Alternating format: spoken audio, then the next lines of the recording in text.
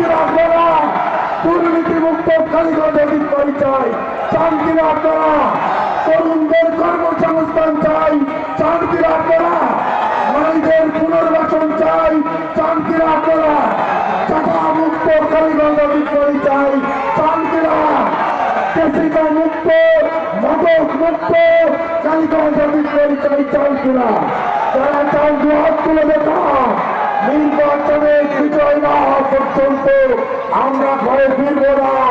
জনগণের অধিকার প্রতিষ্ঠা না হওয়া পর্যন্ত আমরা ঘরে ফিরব না। কারা কারা বিহার করে দেখা